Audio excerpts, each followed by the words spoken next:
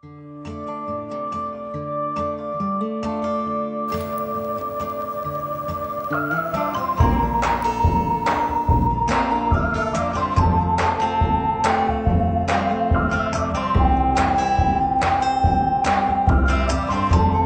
2018, 1 in 4 people in rural Colorado is going to be over the age of 65.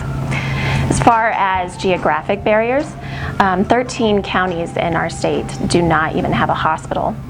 When you look at the rural physician, a rural physician doesn't have typically 4 or 5 specialists on staff that they can call. On any given day, they can be called upon to look at a fracture, to look at the initial prenatal care on a pregnant lady, to dealing with diabetes.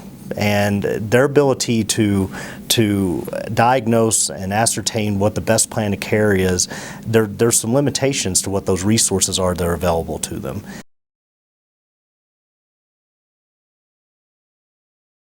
When you look down at the actual numbers, you can see that to create equitable primary care access across the state, we would have to have 20% more primary care providers in our rural areas to then equal areas like Denver, Grand Junction, Fort Collins.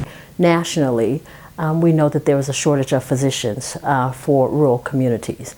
And our program is unique in that it offers opportunities for training for students who are very passionate, but also are from rural communities. The research indicates that individuals that come from diverse backgrounds, including rural communities, are most likely, coming to medical school, are most likely to return back and practice in those communities. So it's not easy recruiting physicians to rural areas either.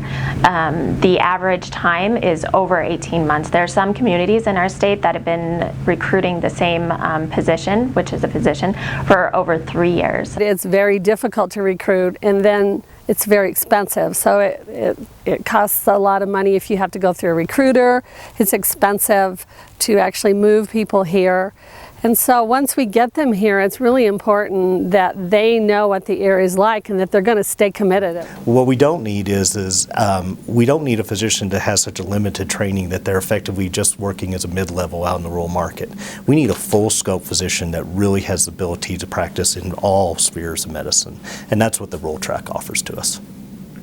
We are always going to have this continuous shortage unless we take the rural workforce pipeline and education very seriously and start making some decisions about it. We know that physicians who go to rural areas have to wear more hats.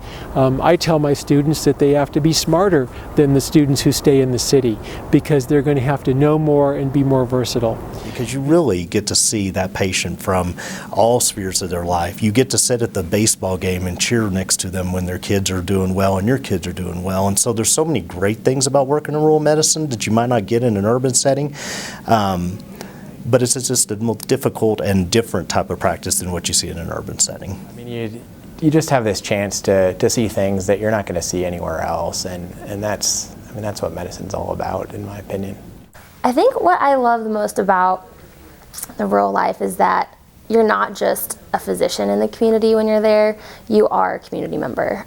You're not just going in and out, you're not anonymous to your patients. You get to see them when you're out at dinner, and you get to see them at the grocery store, and your kids are going to go to school together. So it's one of those things where it's not just this patient-doctor relationship. You get to kind of have these different levels of interaction, and I think that having that really helps add to your relationship when you are in the clinic.